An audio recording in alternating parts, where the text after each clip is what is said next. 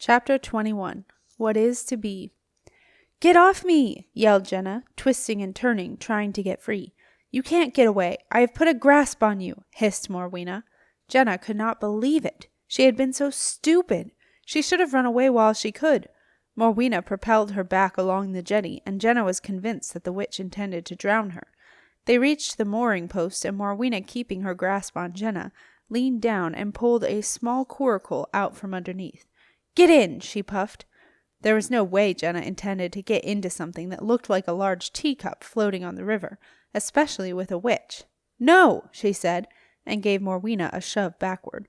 But the witch's grasp held firm, and Jenna found herself teetering on the very edge of the rickety planks. She grabbed hold of the mooring post with both hands. If Morwina wanted to take her, she would have to take the post, too. Suddenly, a movement on the riverbank, dark against the snow, caught Jenna's eye. 2 figures were moving fast toward the landing stage. With a sinking feeling, Jenna guessed it was witch reinforcements. Witches always traveled in threes. An old rhyme came into her head. 1 witch to find you, 2 witches to pay. 3 to remind you, you won't get away. And she'd bet anything that one of them was Marissa. But suddenly, a very un-Marissa voice boomed out. "Stop right there!" Never had Jenna been so happy to hear that voice. "Milo!" she yelled. "Help! Help!" The rickety planks shook as Milo pounded toward them. Morwina gave Jenna a massive shove, but Jenna was ready. Using the momentum, and the fact that Morwina could not let go, Jenna swung around the mooring post in a full circle, taking the witch with her. She had heard that witches and water did not mix well. Her only hope was that the shock of the water would make Morwina break her grasp. As Morwina began to topple, Jenna prepared herself for the fall into the icy water. Milo's heavy hand suddenly landed on Morwina's shoulder, pulling her back from the edge. "Erfum Dilk!" he yelled. Morwina gave a cry of fury, and Jenna felt the witch's grasp fall from her arm. She jumped back, and both she and Milo gave Morwina a hefty push. The witch landed neatly in her coracle, feet sticking out, arms flailing like a beetle stranded on its back. The coracle began to do what coracles do best, go round in circles. Around and around it went, spinning off into the middle of the river. Milo and Jenna watched the witch twirl through the moon's reflection. Then the current took the coracle and pulled it rapidly along, bouncing through the choppy waters in the middle of the river, taking the witch mother back to the forest. "What was it you said that made her let go?" asked Jenna. Milo had made a decision that morning after Jenna had blown him her kiss. At last, Jenna was allowing him to be her father, and he would start acting like one. Probably for the first time ever, he answered a question directly. "I said, 'Free my child,' in reverse." Jenna had not expected that. "Oh." It was not easy, but Milo made himself continue. When Karis, your mother, was first expecting you, she got very worried about cradle snatching. It is something that the Wendron witches used to do, snatch baby girls from their cradles to bring them up as witches, and they particularly liked to take princesses.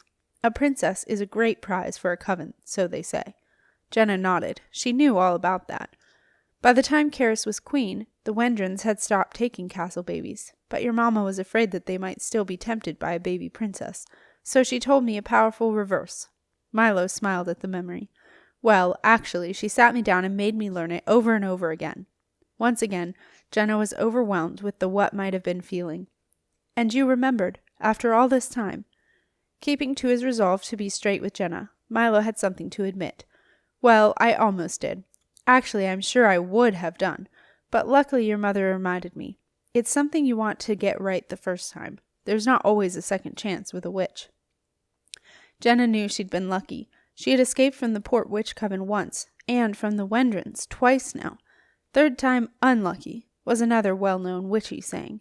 But something Milo had said did not make sense to Jenna, and as he seemed to be actually answering her questions for once, she asked, "What do you mean, my mother reminded you?" Milo looked at Jenna, with an odd expression in his eyes. She seemed so young to him, too young, but what did he know? The queen was always right. "Jenna, your mother, or rather the ghost of your mother, is here." "Here?" "There." Milo gently guided Jenna around so that she was looking toward the palace.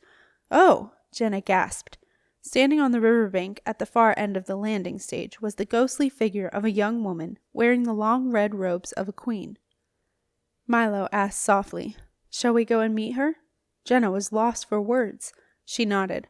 Milo put his arm around Jenna's shoulders, and together they walked toward the ghost. As they drew nearer, Jenna saw that her mother was just as she appeared in her dreams.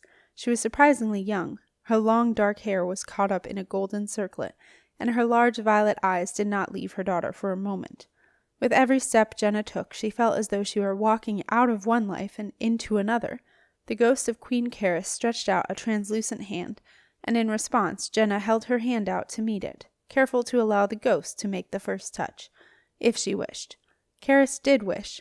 She placed her hand on Jenna's, and Jenna felt something fleeting, like a warm breeze on a winter's day. "Daughter, dearest, my Jenna."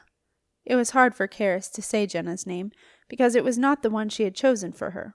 Milo and Caris had decided that Jenna would be named after her two grandmothers, but the naming day had never happened. Jenna stood silently. She did not know what to call her mother. Mother felt too formal. Mum was Sarah Heap, and Caris felt too much like a friend. The ghostly Caris guessed what Jenna was thinking. "Perhaps you would like to call me Mama?" the ghost asked. Jenna was not sure. Mama sounded kind of babyish. I don't know." Caris withdrew her hand and looked downcast.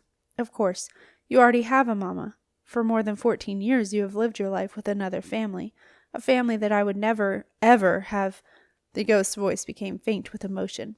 Marcia's selection of Sarah and Silas Heap as adoptive parents had horrified Caris when she had first found out from the ghost of her own mother, who had wholeheartedly approved. "They will love her as their own," Queen Matilda had told her grieving daughter, "and that is the most important thing for a child." But Caris did not agree, and the choice of the Heaps still rankled. Milo could see that Caris was working herself up into what he used to call one of her states. "What's done is done," he said quietly. "The Heaps are a good family, and it is your time now, Caris." Jenna watched her parents together with a feeling of disbelief. Ever since she had been given the queen rules on her 14th birthday, she had known that one day soon she would meet the ghost of her mother, but she had never expected to see her mother and her father together as a couple. It was a shock. There was none of the easy, happy banter that she was used to between Sarah and Silas. Jenna at first supposed it was because one of them was a ghost, but they seemed to slip into their roles with such ease that she began to suspect that they had always been like this, her mother edgy, and her father conciliatory. Milo's soothing words had their intended effect, and Caris calmed down. The ghost held out her hand to Jenna, saying, "Come, daughter, we have a journey to make." Jenna was not surprised. A journey was mentioned in the arcane section of the Queen Rules, although no details were given. She wondered where the journey would take them. She placed her hand into the shadow of her mother's, and allowed the ghost to lead her along the river bank toward the palace.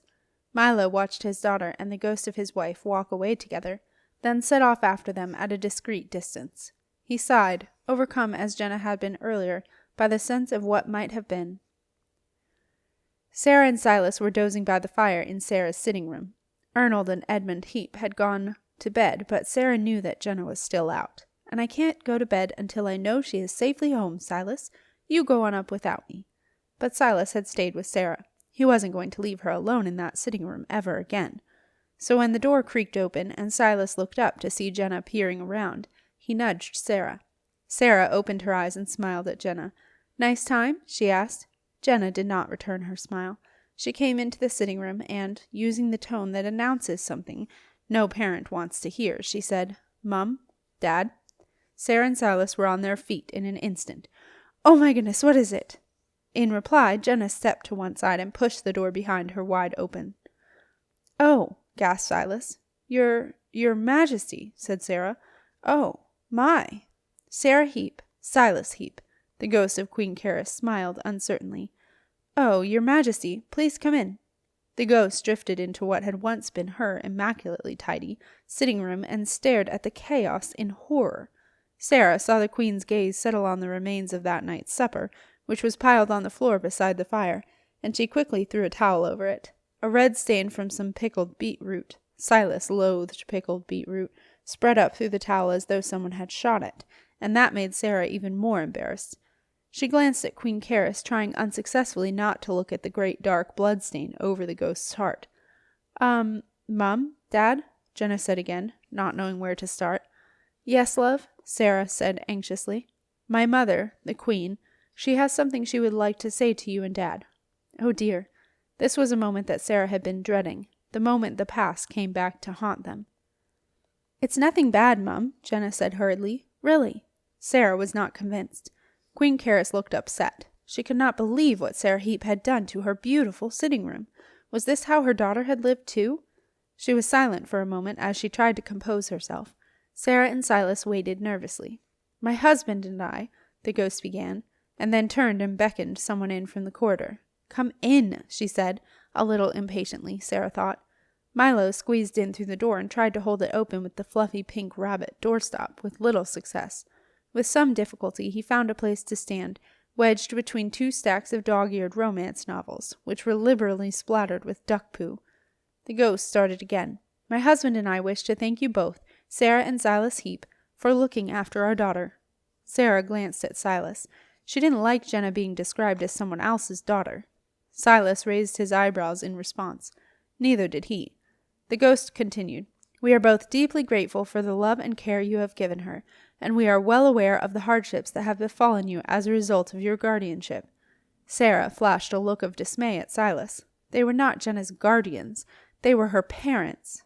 Of our daughter, we trust those difficulties are at an end, and that you will now be able to resume your simple yet happy life. Silas let out a spluttering sound. Sarah looked like a goldfish that had been thrown out of its bowl. Silas spoke for them both.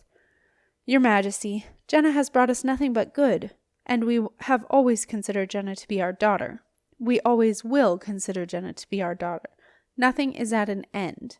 Things end, Silas Heap, said Carys. Things begin. It is the way of the castle, the way of the world. Sarah was becoming increasingly agitated. What do you mean? She burst out. I mean that today things begin.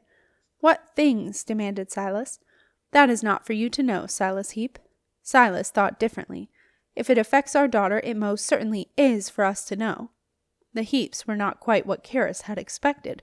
She had assumed that they would curtsy and bow respectfully, gratefully hand over her daughter, and she would see no more of them. Carys felt quite rattled.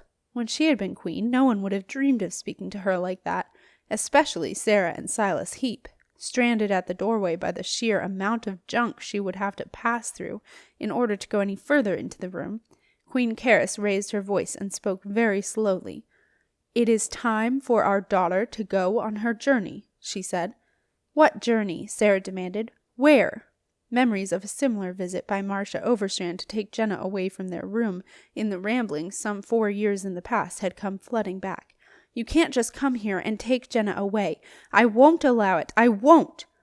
It is not for you to allow or disallow, Sarah Heap, Queen Carys informed her. Milo watched in dismay. He had become very fond of the Heaps and did not like to see them upset. He had forgotten quite how bossy Carys was. Time had thrown a rosy hue over his life with her. Now he remembered why he had gone away on so many voyages. Milo was back to his role of 15 years ago, smoothing the waters. He threaded his way across the room to the upset Heaps. Silas, Sarah, he said, please don't worry. All princesses go on a journey with the ghost of their mothers before they become queen. They go back to where their family came from, I believe. This did not make Sarah feel any better. Where on earth is that? She asked. And how does Jenna get there? How long will she be away? I don't know, admitted Milo. He shrugged, just like Jenna, thought Sarah. It's queen stuff, he said, with a rueful smile. They do that a lot, you'll find. Jenna pushed past a stack of washing and hugged Sarah. Mum, it's okay. Milo's right. It is queen stuff, and that's what I have to do. You know I do. I know, love. Sarah noisily blew her nose into a large handkerchief and woke Ethel. Since the dark domain, the duck was easily frightened, particularly in Sarah's sitting room. Ethel now launched into a full-scale panic. A frantic quacking filled the room, and the duck rose up, flapping her little bony wings. She careered across the tiny room, bouncing from Milo's head to washing pile to flower pot stack, and shot out of the door, passing through the astonished ghost of Queen Carys. The ghost of the queen had never been passed through before. It is a shocking experience for any ghost the first time it happens, particularly when the passer-through is a hysterical duck. Queen Carys fell out of the room with a groan, and Milo rushed after her. Jenna had a few moments with Sarah and Silas. Mum, Dad, you mustn't worry. I will be fine. I know my mother, the queen, seems a bit rude, Silas supplied. Yes, Jenna admitted, but she hasn't spoken to anyone for ages, and I think things aren't quite what she expected. Jenna took a deep breath. She felt excited at what she was going to say. And I think I am going to be queen soon. Sarah nodded. I think so too, love. You do? Yes, I can tell. There is something different about you. I do understand that the time is right. Hearing this from Sarah made Jenna feel relieved and happy. You don't mind? Of course we don't. We knew it would happen one day, didn't we, Silas? Silas sighed. Yes, we did. Milo appeared anxiously at the door. All right, he asked. Ready? Yes, Jenna nodded. Bye, Mum. Bye, Dad. I'll be back soon. She hugged them both hard. Then Sarah and Silas watched Jenna pick her way across the room. Queen Karis's pale hand stretched out toward Jenna. Jenna turned, blew Sarah and Silas a kiss, and then she was gone. Tactfully, Milo slipped out, leaving Sarah and Silas together. There was a long silence in the sitting room. After a while, Silas said gruffly, I'd better go and find that blasted duck.